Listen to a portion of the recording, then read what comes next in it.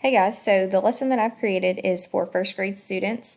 It has a focus of science standards, but also integrates ELA, math, and technology. It is written to span over approximately 2 weeks. Those standards that are going to be addressed, again, the main one is the science one, where students are going to be mastering the plant parts with root, stem, leaf, and flower. The ELA standards, there's two of them that are going to be addressed throughout. Is going to be the first one is reading informational text with prompting and support.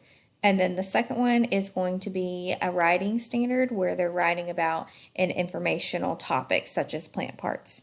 There is one lesson where they'll touch on a math standard, and that is going to be where they're looking and building a plant using shapes and then talking about those shapes using defining attributes and non-defining attributes.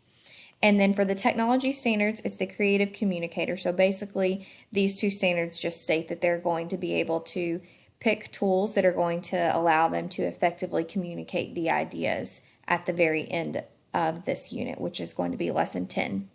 So what I'm going to do is I'm going to hop over to the documents that go with each lesson, and then that will kind of give you an overview.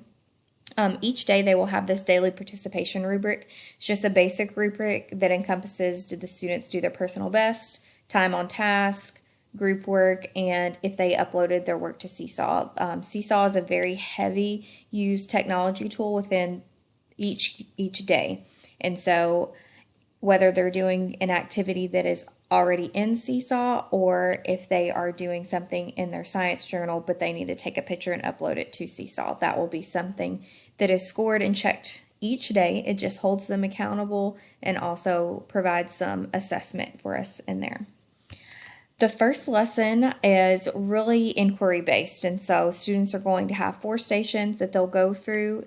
They will make observations about each plant at each station. So observation 1 will have one plant. They'll draw what they see. Prior to this, we have already done lessons on what a quality observation is, so they'll know exactly what is expected to be put in these boxes. After that, we always talk about how it's important to have reflection and questions when you're observing, and so they'll have the option to put this here. There is a modified version of this for those students who 4 stations is going to be too much, so they'll have the option to do 2, and then another modified version for writing, which would be they'll have the dotted lines versus just the blank. Lesson 2 is going to be completed on Seesaw or uploaded to Seesaw. They'll have a group, they'll have these pictures, they will cut out all of these pictures and then they will classify them. They'll create groups. Again, this is really inquiry based, really just the teacher is a facilitator here. So I will not tell them the groups that they need to be creating. I want them to look at those pictures and find similarities based off what they see and create the groups. That also allows me to build off that kindergarten standard where they're categorized plants according to their features. So as an accountability tool for that day, they will have their pictures cut out, but then you can see they have 4 boxes here. And then they will place the pictures in there and then create a title for them. I'm really going to focus on if they can explain why they grouped them the way that they did, then that is an okay grouping for them. This will be uploaded to Seesaw. Lesson 3, I'll take you over. That's going to be a Nearpod lesson. So now we're moving kind of away from you have all your thoughts in lesson 1 and 2 of inquiry based and just getting their minds going to what do we do with these ideas. And so this is really when it kind of allows them to take those ideas and understand that, okay, we're talking about plant parts. And so this lesson takes them through that. There's several opportunities for assessment within this Nearpod lesson. There's a matching game in here. There's fill in the blank. And so this is a tool that they will use. There is option for differentiation here. So some students will do this individually. Some students will do this with a partner for the Nearpod lesson.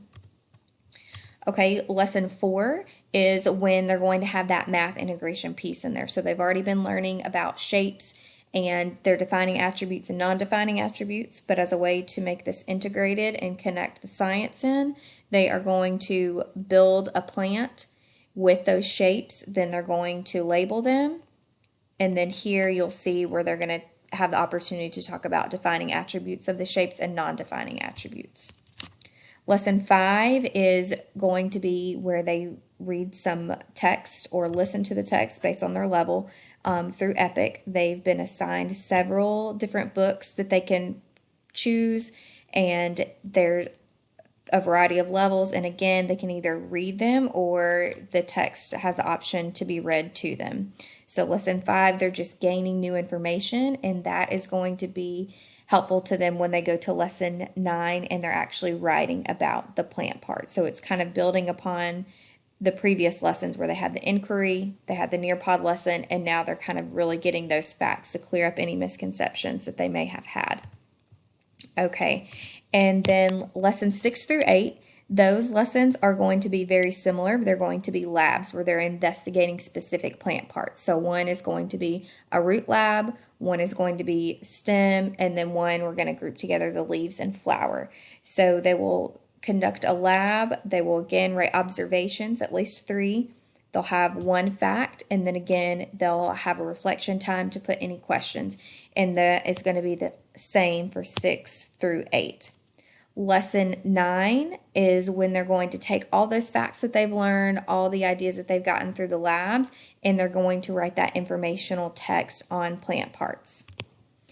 Then lesson 10 is they are going to make their video. So they're going to take all the information that they've learned. This will be within a group.